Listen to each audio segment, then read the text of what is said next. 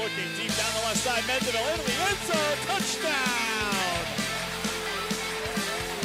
Down the sideline, still Foley 20 to the house. And the players streaming from the sideline to celebrate with 17 seconds left. Welcome, everybody, to BVarsity Live for Thursday, January 19th. There's Trevor Horn. Thanks for joining us, Trevor. Thanks for being here on time, buddy. We really appreciate you. You're welcome. As he sits down 45 seconds into the show, we love it. Is that our first guest that came in to the Your mic's not on either, so we're in good shape here. This is BVarsity Live for Thursday, January the 19th. It is winter sports season, although we also have, as promised last week, a little bit of all-area football to talk. There you are. There you are. So we weren't ready for you anyway, I guess. It wasn't plugged in. No, so what happened was the Independence girls basketball team had just showed up. So I showed them the way. I said hello, and then I got stuck in the elevator because I needed my nasty cup of coffee. That is one nasty cup of coffee. Doesn't matter. It's got stuff growing on it. How are you, Zach? This is how good of a boss I am, by the way. I went down and got you coffee earlier this week, but I had to hold the cup as far away from my body as possible because of there's like things growing on it and stuff. It's disgusting. No, you didn't. So anyway, today's show, as promised last week, all area football. That's coming up in our final segment. We've got the teams for you. You probably saw them in Sunday's California. If you didn't, you can always pick. Online. Yeah, they're online, Bakersfield.com. You can also pick up a copy of Sunday's Californian at our circulation office, which is up on Pegasus Drive. You can, if you want a hard copy of it. So that's available to you as well. But we will show you the team today and a little video that we put together with the team. We will also talk basketball. We've got the Independence girls basketball team, whom I saw win a thriller last night against Golden Valley.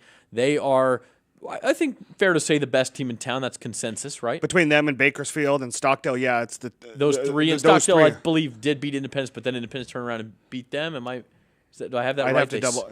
They split games. We can ask them about that. BHS is kind of the one kind of X factor because they haven't played either of those other two teams. One of the best teams in, or you can always say arguably the best team. We can argue two-time defending Division II section champs. So Independence they got that to will be in the house on. with kind of a one-year head coach, Nate Johnson, stepping in for Val Mancera this year, who went to spend some time with family for a year. But anyway, the Independence girls basketball I don't know, train man. keeps If on Nate rolling. likes it, maybe he sticks around and tells Val. Maybe he just says, "Hey, Val, you gave it up, man." And then in the third segment today, we will welcome the Liberty boys basketball team. And speaking of teams that are rolling, Liberty keeps on rolling along. They beat Stockdale on Tuesday, pretty close game. And then tonight they take on Frontier? Garces. I believe it's Garces tonight. And that will be at Liberty. And so the Patriots with their terrific senior Anais Medrano and their up-and-coming sophomore Isaiah Hill. He's not up-and-coming. He's already here. But you know what's funny is I talked to Jeff about this the other night when we were down up at Visalia. 2 years ago, we did that story on the super sophomores. And think about that list that we had in that story that came into our studio. It was Justin McCall. It was Jordan Roberts. It was Alec Check. It was Anais Medrano and Austin Contreras. And the crazy thing about it, all five of those guys have dropped at least 30 points in a game this week alone. You could do worse than just plopping those five guys onto your all-area team and calling it done. Yeah. I mean, we'll see what happens, but those five guys are certainly in the conversation. This was a story that we wrote 2 years ago, and then it just happened to be this week. I was thinking about it, and they all went for at least 30 points in a game at some point. Three of them in the same game last night. Let's go to those highlights. And that's pretty rare, too, before we go to the highlights. I mean, you can pick out five sophomores and say, okay, these are super sophomores. They're going to be terrific players. I don't know how often you go 5 for 5 in that they actually turn out that way. I know. An injury happens, or that one of them just doesn't improve the way he wants to, or they do like Cody, where maybe one of them is a superstar in another sport and doesn't play. It doesn't play out. Cody Kessler, or moves out of the area. I mean, all sorts of things can happen. Academics. I mean, there's all sorts of things that can happen between 2 years of high school, as we all know. But these five guys have all not only panned out, but really become stars. Yeah. So we'll talk to Anais Medrano. And then again in the fourth segment, we'll do all area football. But as you mentioned, last night, probably the game of the year so far. Well, I don't know. Ridgeview BHS. That Ridgeview BHS game in overtime. It's like 1A, 1B, and you could go either way with either one of these games. it was incredible last night. Ridgeview beating West 102-97. We got the highlights here. They're at Ridgeview last night. Both of these teams, I mean, this truly has become, in my mind, the best rivalry in boys basketball in the area over the last 3 years. And it has a lot to do with those four guys there because they've been a part of it. Terry Phillips and Austin Contreras for West. And then when you look at the big two, Justin McCall and Jordan Roberts for Ridgeview, you know, obviously they've all been 3 or 4 year starters for their teams respectively. And so there's a reason why this rivalry has become, you know, so kind of spirited, if you would, because, you know, there were 2 technical fouls in this point. Look at this. This is an opening tip. Contreras gets the ball and goes right to the hole. That's what kind of night it was. It was. It really was. That's a freshman for West. And then, you know, Contreras does it again. And it's, you know, I'm not going to go play-by-play with these highlights, but this is the type of night it was where, you know, at one point West went a little cold and Ridgeview just kept on going. Quentin Croney gets into the action here. Here comes Roberts going to the hole. And, you know, in the second quarter, it was 41-21 Ridgeview lead. And 20-point lead. A 20-point lead. And you thought maybe something kind of get away from West here. But with Ty Hammond, you know, he the dude knows how to coach. And he knows how to coach up dudes. And so the Vikings started to make a little comeback. You know, Phillips got into it. There's, you know, you look at different players and they start kind of moving into this game. There you see Justin McCall, you know, getting out of the scrum and putting the ball up. But you get Contreras back into it, and he came back about midway through the second after a little foul trouble in the first quarter, and he was just ridiculous at one point. As we still see Ridgeview kind of piling it on here, you know, building up to I think it was like 50 to 36 at one point, and there was still like 4.5 minutes left in the second quarter in a high school game. And it's funny you think about Did Ridgeview get complacent with that lead? No, not at all. There was no complacency whatsoever. It's just at different points, one defense will start kind of, you know, picking off passes and kind of getting at them, and then, you know, runs will happen in games like this. This is one of those great runs. That dude can coach, and he can coach up dudes. Yeah. Is that what you said about it? Yeah, exactly. So here's the last play of the first half. So Jaron Bell gets the ball over to Contreras. So instead of popping up for that 30-footer that he likes, he drives in with the left hand this time, banks it off, buzzer hits, and it's 52-48 at the half. I thought it was 62-58, right? Oh, it was 62-58. Gosh, that was even worse. And so we get going here in the third quarter. Harold Hartage gets in. He had double digits for Ridgeview in this one. Such a deep team. It really is, and it's just both of these teams can just kind of go at you. They could shoot from long range, and obviously when you got two guys as big as McCall and Roberts are, they kind of get at you. Eric Hinton getting into the action for West. And this is that game that, like, it was a 1-point Ridgeview lead at one point in the third quarter. There's Contreras again getting the and one. That dude was on. 46 last night. So he thought he had the steal there. Croney gets a steal. Roberts gets it off. And this is the type of night. McCall goes up for the dunk. But, I mean, look at these two smile. I mean, that was the type of game that even when you miss a dunk, it's still fun. So the lead never got over 11 points for Ridgeview. There's the patented Austin Contreras that stuff pick and pop from NBA range. Yeah. And the thing was, you didn't see it in the camera angle. He had an open lane.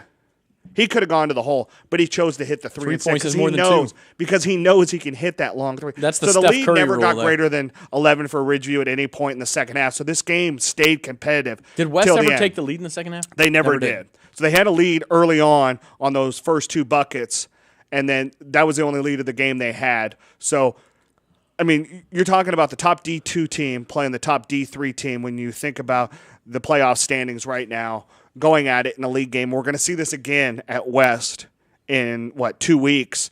And games like this are fun. You look at this competitiveness here in the fourth quarter where they're both jockeying for position in it. And just, a fun game, and it was enjoyable to be a part of. And even afterwards, Contreras, even in the loss, even with a busted ankle because he stepped on McCall's foot with about 10 seconds left in regulation, stopped and talked to me on camera and just said, you know what, this is fun. This is, in his mind, the best rivalry in Bakersfield. and it's right up there with any rivalry in the Central section. And just so nobody sees that we're lying, Roberts hits a free throw late in the game, and they go over triple digits. It ended up being 102-97. Fun game last night. There must have been 80 possessions per team in that game. I mean, that was unbelievable. The thing is that there were so many dunks that I missed because, I'm taking my own stats and I want to, make sure that I chronologize every image or every video shot, and I go down, I look back up, and there goes Justin McCall with, a one-handed just posterizing windmill dunk there at the end. Or you need an assistant. Yeah, you want to? I nominate the creature crawling in your coffee cup. There's no creature in there. No, right. Yes, there is. We got a few minutes. Let's go to some soccer. Girls basketball, by the way, last night, pretty good game as well, and we'll talk to the Independence girls here in a minute. Key game, both 16-3 coming in, Independence and Golden Valley. Independence the favorite. They're sort of the big dog in that league in the SYL and really in Kern County the last couple of years. But Golden Valley took it right at them. It was kind of a sloppy first half. Neither team could shoot the ball well, lots of turnovers, those sort of things. But it was tied at the half, 14-14. It was Golden Valley who got hot first, took a 6-point lead near the end of the third quarter, which in a game like that, a 6-point lead is pretty sizable, unlike the game you saw, right. 27-21.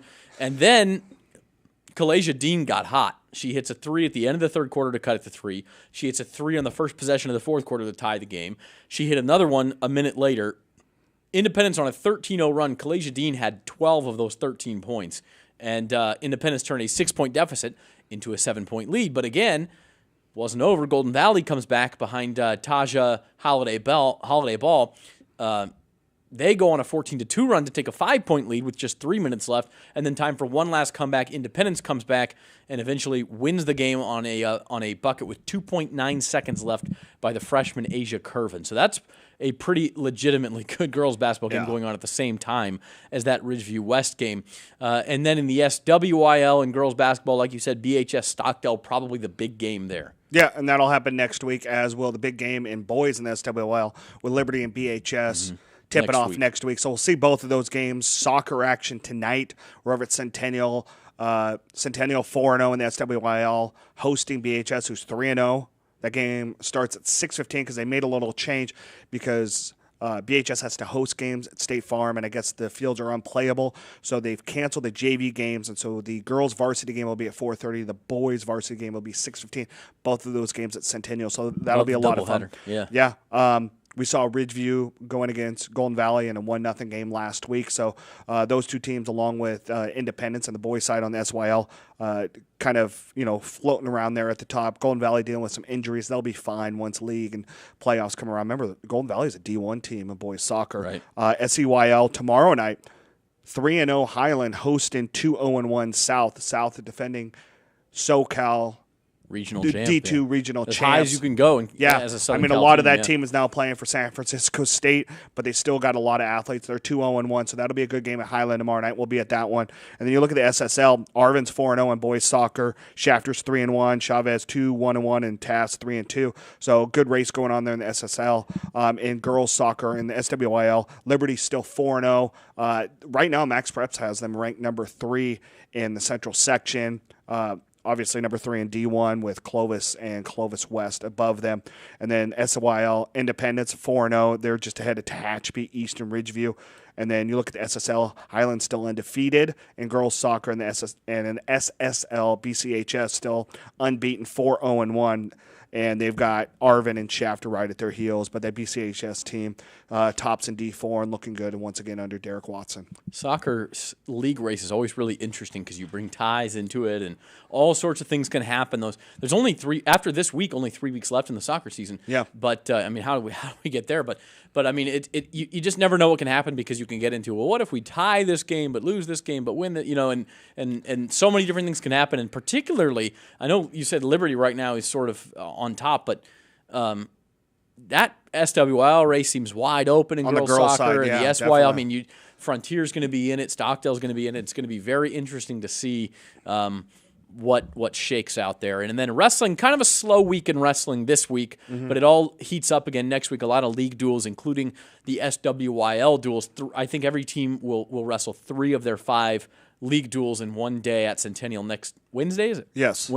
And then the following week, February the 1st, will be the league dual finales, and that'll be the big Frontier against BHS duel that's always for the league championship. And ever since Frontier became a school, Frontier has kind of played second fiddle. BHS has won every year, but Frontier getting a little bit closer. Got a good team. Cole Reyes, one of the better guys in the state at 106 There's a little bit of what pounds. if, but they're still really good. Jaden Abbas not there, moving to San Diego, but still a very good team. And obviously BHS and wrestling. When you talk about Kern County wrestling, you talk first and if you want to see foremost about BHS. And if you want to see who the top wrestlers are in each weight class, we actually have that list compiled from our friends over at the California Wrestler on our website at BiggersHill.com. So you can look at the top 8 wrestlers that they rank in every weight class in the central section, with obviously is top section in the state when it comes to wrestling. And then after that, after February 1st, you get the next week right into league championships, and it's into the postseason and on to state. So that is the week that was here in Kern County High School sports. This is BVarsity Live. We'll be right back with our guests. First up, Independence girls basketball in the house right after this.